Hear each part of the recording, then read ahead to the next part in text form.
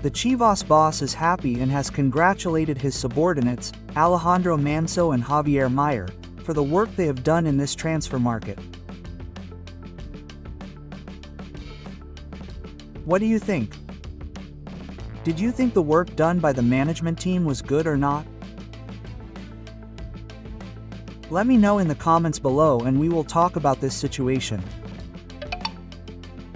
I am Jesus Bernal and I thank you all for your attention. Thank you very much for being here with me to talk about the latest regarding the Chivas team and the boss Amaury Vergara, who is happy with the transfer market. So without further ado, let's start this video with the latest news from Chivas.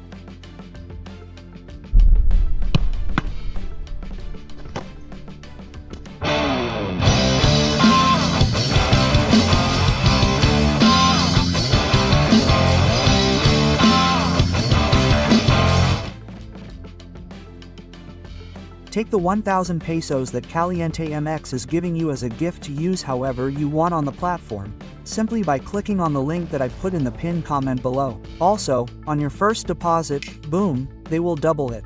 It's that easy. What more could you want? Free money everywhere on Caliente MX so you can have a great time playing with sports teams.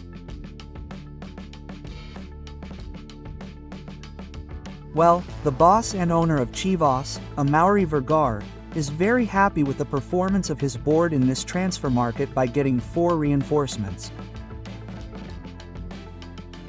Rich Ledesma of European quality, zero cost, Palomita. Brian the Parrot Gonzalez, who takes the place of Mateo Chavez, who they paid Grupo Pachuca for. Palomita. Efrain Alvarez, who cost them a fortune to buy from the Tijuana team.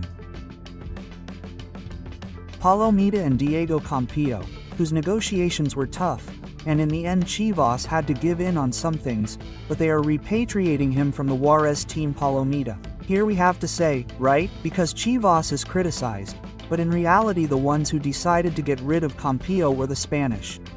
It was the previous board. This, nothing to do with Javier Mayer or Alejandro Manso, but rather it was a decision that was not theirs.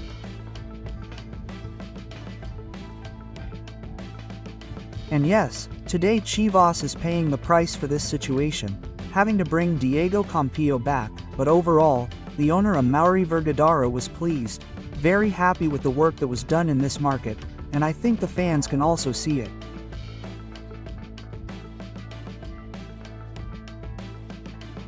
It's not apparent from what's being said on social media, because they're showing this enthusiasm for the team, and the truth is that it's no wonder.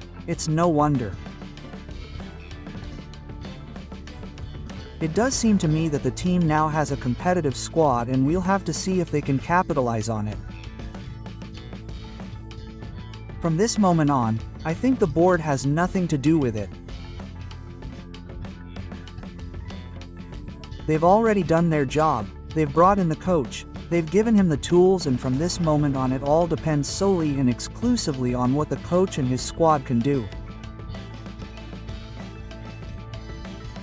On paper, Chivas is the 6th most expensive squad in the league according to Transfer Market.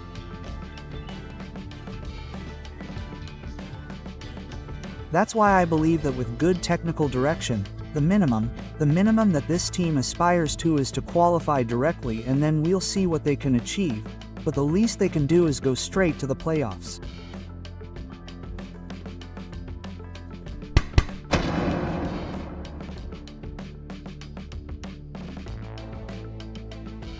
And no matter how much I tell them and explain and such, I keep getting messages about what's happening with Sebastian Cordoba and what's happening with Giselo Lopez and what's happening with Isaias Violante and such.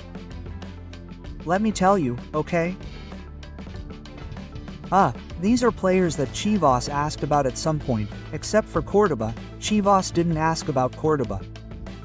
Cordoba was approached by the Guadalajara team because Tigres was the one who urgently wanted to sell him. And yes, Chivas knocked on the door and approached them and such, but it didn't go any further than that. So much so that practically all of them are already on other teams, right?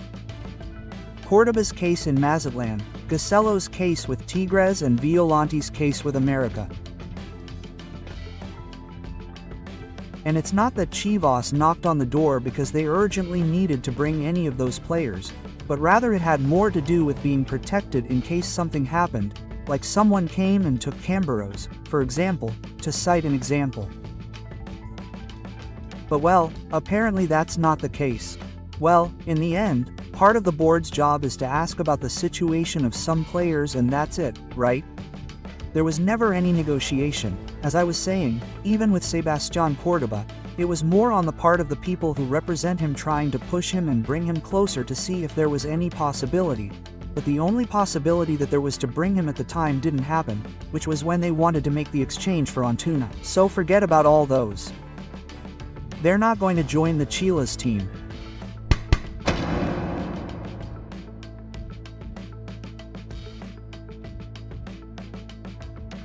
And well, the Guadalajara team won't debut this weekend in the Liga MX, let's be clear about that. They have training sessions on Wednesday, Thursday, and Friday. 3 training sessions before facing their last preparation match, which will be against Leon's Negros de la UDG this Saturday at the Jalisco Stadium. I don't know if they're going to concentrate. I wouldn't think so, because it's a friendly and it's at home. I mean, unless Milik is extremely strict, right? But I wouldn't see much point in concentrating. I mean, in the end it's the least of it, right?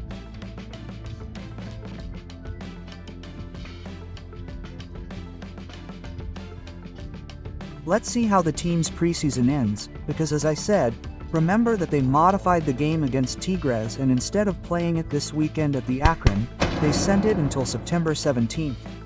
Finally, I just want to remind you all that the Guadalajara team will be facing Leon on match day 2.